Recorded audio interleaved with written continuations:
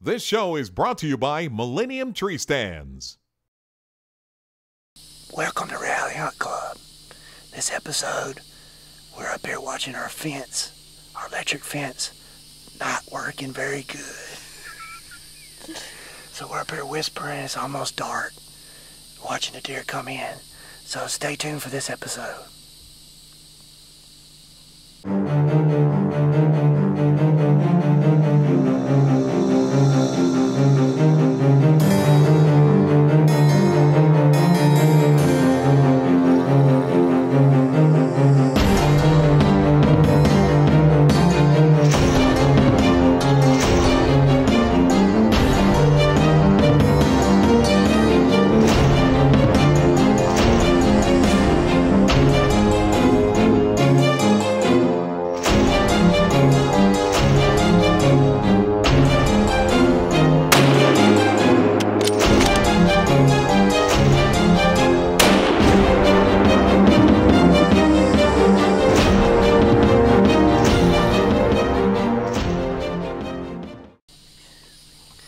Alright, so we're back. We're going to film this episode whispering.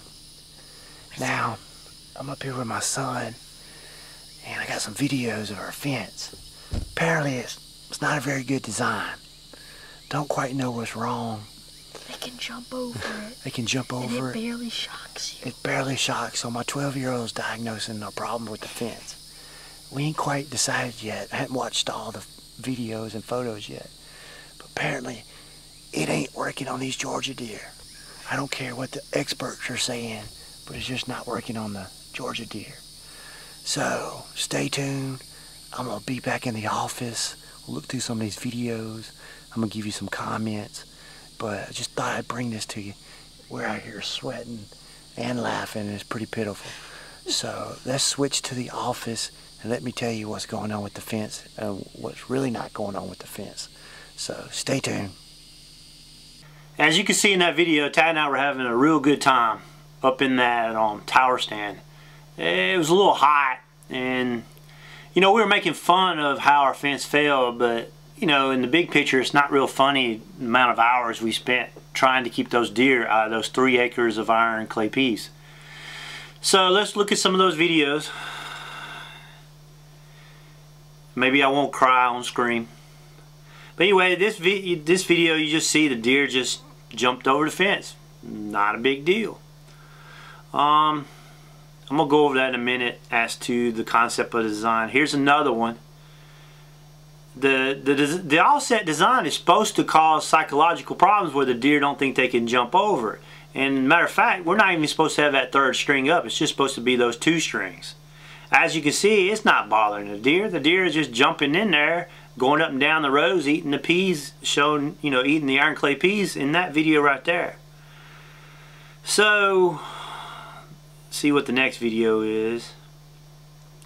Once again, it just doesn't matter what's going on to the deer.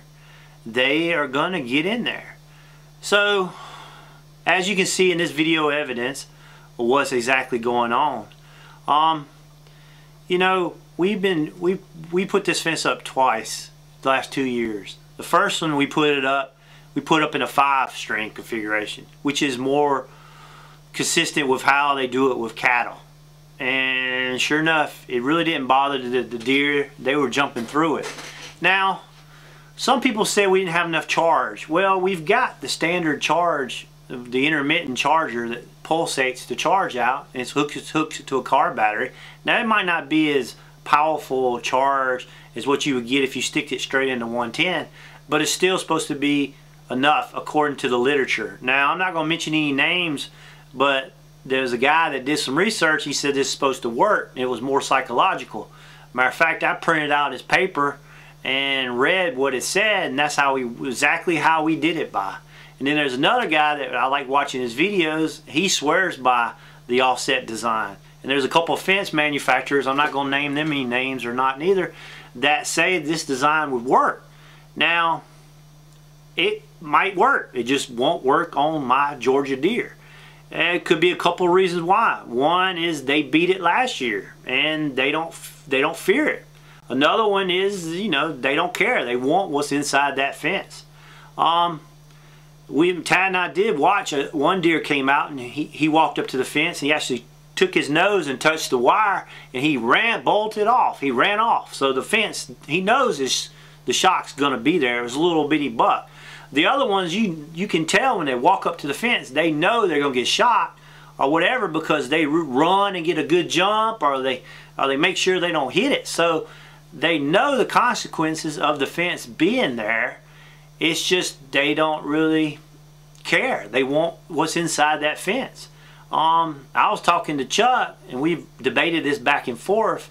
I said we could put the fence up and not plant anything inside the fence, and we'd get video and trail camera photos of them trying to get in the fence. Just because they know they're conditioned that the fence is up, they want what's inside that fence. So anyway, last year's design was a 5-row cattle fence like we were talking about earlier. Here's a short video of them getting through that. Now this year's design is the offset design, which I went over in length in the other one.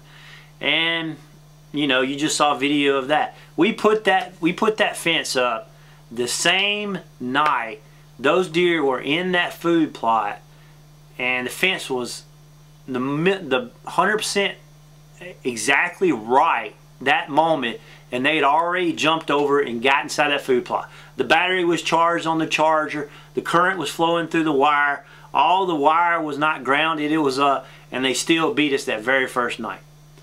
So this is Reality Hunt Club. We share the good, the bad, and the ugly. This is the bad because they ate all the iron clay peas, 3 acres worth, so now there's nothing there. And the ugly is just thinking about all the hours it took us to put that fence up, being the second year and all that. But you know, it's a learning. As for what we're going to do next year, Chuck wants to try it again. I'm kind of frustrated. I'm kind of like, I've had enough. Let's quit planting those legumes. Well, you know, the legume is iron clay peas, soybeans, something that grows that seed where they could eat it down. I'm thinking I want to plant something else, maybe a brassica or something else late season, and just try to quit trying to beat those deer, because we're not doing it. So Chuck and I going back and forth on that, and I'm getting all this input from these third-party people. You don't have it set up right. You don't have enough charge going through there. I don't know. It's frustrating. I've been putting off this webisode because it bothers me that I really thought it would work. I read all the literature. I told you in a previous webisode, say, hey, this is gonna keep them out. Psychological. It's supposed to. And then Tad and I go up there and look, and sure enough, pew, they're jumping over it. And before we even looked to see they're jumping over it, I had a couple of buddies make fun of us, say, hey man, won't the deer just jump over there? Nah! Scientific proof that those guys that did their research papers, they said this is the best design. They're not going to jump over it. And then Tad and I sit up there a couple nights and whoof, they jump over it like it's nothing. So I gotta laugh. It's so sad. Another option would be to try to get some fast growing legume. We talked about maybe planting some Eagle soybeans. If we got enough rain, Eagle soybeans are supposed to really be browse tolerant. There's another couple brands, but any of that browse or tolerant soybeans, we could try that and see if we could get the beans up so fast that those deer won't eat it down. But I don't know. As for the fence, I don't know. I bet you guys, if you watched the last webisode, I bet y'all were sitting there going, it's not going to work. They're going to jump right in there. And sure enough, I think that's what happened. So anyway, it's Reality Hunt Club.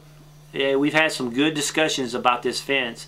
There's a couple fence manufacturers that swear up and down by it. I guess we could talk to them. I'd love to get them as sponsors. Maybe they could show us what we're doing wrong. Chuck and I talked about maybe doing a smaller food plot, different designs. I don't know. I almost think that 2 years we failed, the next year won't be any different, because the deer are conditioned to where they were willing to take the punishment of that shot to get in there to get those goodies. And I don't know. So right now, the status of our fence is deer 2, Reality Hunt Club 0. So this was a very hard webisode for me to do. Hope you guys enjoyed it. Watching the videos, I bet y'all are laughing. But anyway, you know, that's one thing about deer management. There's, you know, unless you got money and want to become a game biologist, the average Joes like us, you don't know. You can read as much as you can. You can watch it on TV. You can read books. But hey, that only goes so far. I'm an engineer, and I read all that documentation, and I could have swore up and down it was going to work. And then you get up there, and the deer are getting shot, and they're jumping through it, or the deer are just knowing they're going to get shot, jump clearly over the fence. So anyway, you learn from your mistakes, and this is a big one that we had this year, and so I'm sharing it with you guys. So stay tuned for more of the good, the bad, the ugly, and thanks for watching Reality Hunt Club.